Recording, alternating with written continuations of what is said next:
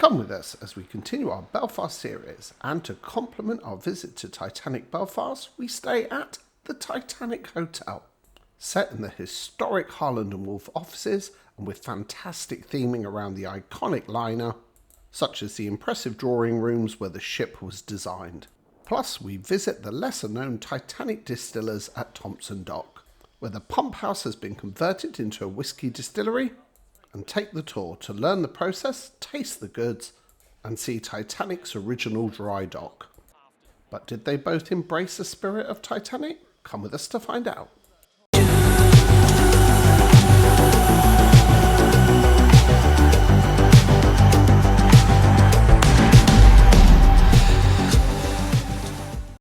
So you join us just after our visit to Titanic Belfast, the city's must-see attraction. And to complete the experience, we opted to stay next door at the Titanic Hotel Belfast, and perfectly complemented our visit to the historic Titanic Quarter.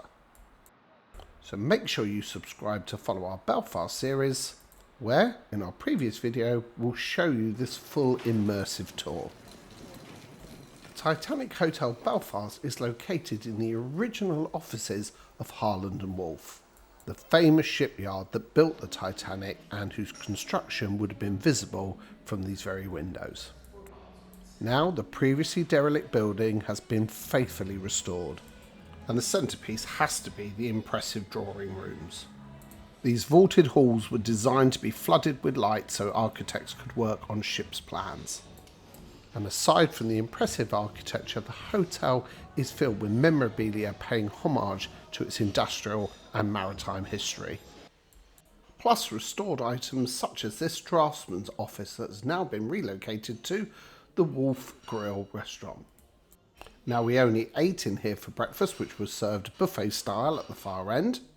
Plus on one evening we also ordered food at the bar at Drawing Room 2. Which also serves afternoon tea, which could be a great option to visit if not planning to stay at the hotel. And we were more than happy with both dining options, which is just as well as dining venues in the Titanic Quarter are somewhat limited. However, do make sure you plan enough time to walk around this characterful hotel, as some guests even surprisingly miss some of these key areas. I'll put links in the description as always, but you can download an art and heritage trail map to explore around the hotel. Plus for hotel guests, free historical tours can be arranged via the concierge desk, subject to availability. The entrance to the Titanic Hotel is now on the side of the Titanic exhibition, but that is not the original entrance to this historic building. So you need to come have a wander to the back corridors. You'll find all these wonderful historic staircases, but what you will also find is the original entrance. So you can see they have all these various artifacts and memorabilia, but this set of revolving doors is where all of the company execs of Harland and Wolff would have come in, and particularly as well, anyone looking to come in to actually purchase a ship. And it is here where the history and links to Titanic really come to life. You'll find this room, which is the telephone exchange. It's been converted into a little comfy seating area now, but this is actually where the first telegraph came in from the White Star Line to tell Harland and Wolff that the Titanic had struck an iceberg. And it is this exploring of the hotel that makes for such a fascinating stay. From its rich history, authentic theming and painstaking restoration, all of which bring the Titanic story to life. And if you're liking the look of this hotel, make sure you subscribe to check out one of our earlier videos when we visit the Titanic Hotel in Stanley Dock in Liverpool, which has the same historical vibes and industrial theming, with the added bonus of an underground cellar spa. But back to the tour in hand, it was time to head upstairs. Up on the first floor, if you come up one of the back staircases behind the drawing room, you will actually find this room, which is the presentation room. So if you've been brought in through those fancy double doors, you'd be escorted up to here, and this is where you would basically strike a deal to buy a new ship. And what would happen as part of the schmoozing process is you would be brought up here, shown some various plans, and then you would also see all of the architects down here hard at work working on your plans. Now these spaces are generally open and accessible throughout your visit, but are used as event spaces, so do try to see them as early on during your stay to avoid any disappointment. And aside from all the ship models and artwork, you can also catch a glimpse out of the window of the iconic Harland and Wolff cranes, Samson and Goliath, which the rooms at the rear of the hotel overlook, which was also our cue to go check out our room, down atmospheric corridors with dim lighting and metal riveted doors. Now, we had opted to book the larger executive room, which aside from larger floor space also had the benefit of floor-to-ceiling glass. And as location and view were not specified in the room description, we requested a room at the front of the hotel to get a view of Titanic Belfast, the slipway and waterfront. And the room came with many Art Deco and industrial features, and along with the period artwork really lent into the historical theming.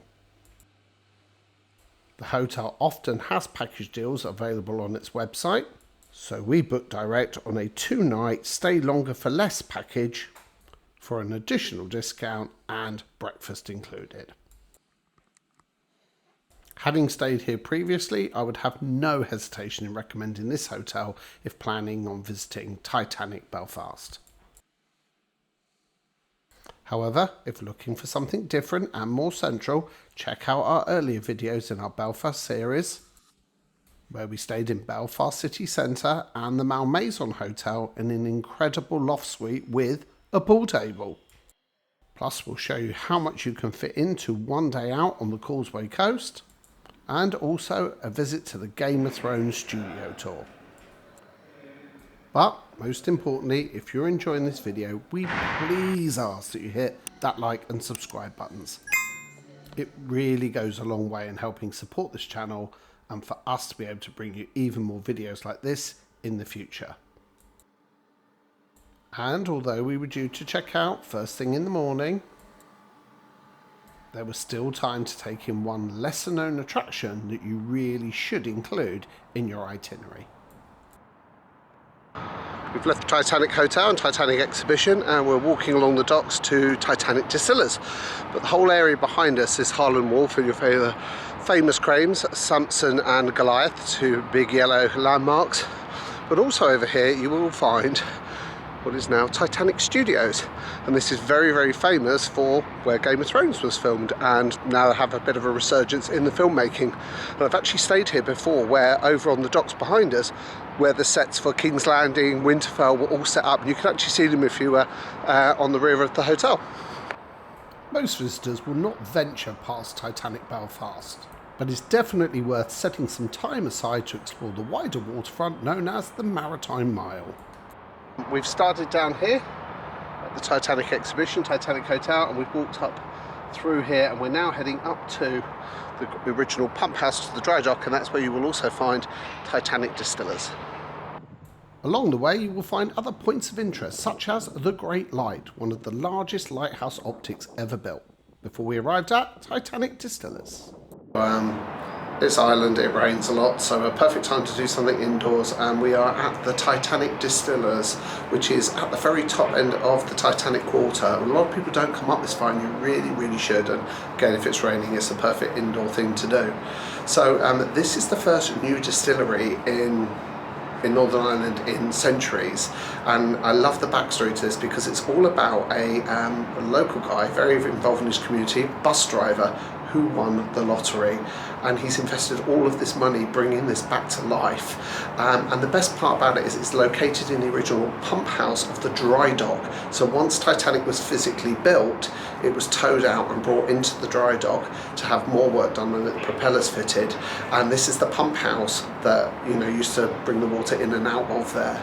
And it's been derelict for absolute years. It's been fully restored, so you have the history of the site here mixed in with the backstory and being able to see how they make whiskey in a modern way. Unsurprisingly, not many people want to partake in a drink straight after breakfast, so having booked the first slot, got the tour all to myself with my fantastic guide Brian, with a big beard and even bigger personality. Very rare photo of them both together. And you can actually build 2 ships at once. Olympic was the first ship, and that's why they're called the Olympic class. But Titanic rose up within weeks of her, and that's why they're often called sister ships. So this, to my mind, is the heart of the pump house. Through these 2 pipes into these 2 compressor pumps. Inside these pumps there are narrow pipes and spirals, all meters and meters of them spun together, and with the force of gravity was channeled through these narrow pipes, it increased the hydraulic water pressure. It was then pumped into this huge tank, lifting up the outer cylinder casing alongside an internal 78-ton weight. As they share the same space, the tour balances the history of the pump house with the innovation of the new distillery. This is the Dockmaster's Grandmaster control desk. What a mouthful. Both the Alexandra Dock and Thompson. I love it. It's like something out of a 1950s sci-fi movie. I'm always waiting for the huge robot to step out. Exterminate! As you really need to experience in full yourself, the following highlights are there to give you a flavour of the tour, if you pardon the pun. Alcohol burns off at about 78 degrees. It turns into a vapour. It rises up past that window. It goes through that beautiful curve called the swan neck, along that horizontal bar called the line arm, and when it reaches that vertical column, that's our condensing unit. It's your methylated family of spirits. You wouldn't want to drink them. They're very toxic, very chemical. If you drunk too much of them, you could go blind, physically, or dead. That's where the terms blind drunk and dead drunk come from. Now, this signature tour lasts about 60 minutes and starts from £20 per person, so about $26 US. And I'll put links in the description, as always. We didn't use them all 4 times, but it's like a teabag effect. The more you use it, the weaker it gets. After the 4th time, you've got to break it down, reburn it, build it up. It's a very time-consuming process. But after learning the production techniques, it was time for the fun bit. We opened last May. We drew spirits in September 23, and it takes 3 years to make whiskey. So you're probably wondering, how do I have any alcohol to serve you? Well, you're right, it does take 3 years to make whiskey. And thankfully, it only takes 6 hours to make vodka. This is a different beast though. We didn't chill filter it, and the softness of the spring water, coupled with the softness of the natural sugar and sugar beet, carries the vodka forward. It covers the alcohol, and you basically end up with what I am now describing as a sipping style, whiskey style vodka. Give it a swirl in the glass, and if you hold the glass up to the light, you'll start to see clear lines above the liquid line rolling down the glass. We call these the legs. The term legless drunk comes from this, because it's a poor quality drinker drinking poor quality alcohol with legs to stand the poop. So they've aged that in bourbon, which gives it a more soft, mellow mouthfeel. Raw honey, caramel, toffee. I had a guy the other week say, it's like Mars bars. And that's because in malted barley, those sugars, they use maltodextrin sugar to make Mars bars, and that chocolate and toffee combination with caramel, basically for bourbon, which makes you think you're drinking a Mars bar. And as the finale, get to enjoy the exclusive access of Titanic's dry dock. But look at this. This railing is original from 1911. It's absolutely solid. It's made in the same foundry to the exact same specifications as third-class railings on Titanic. By touching this railing, you may as well be touching Titanic. Not in the same configuration as when Titanic was in there. There would have been 2 external sets as well, aft and fore, because the ship had what we call a bilge.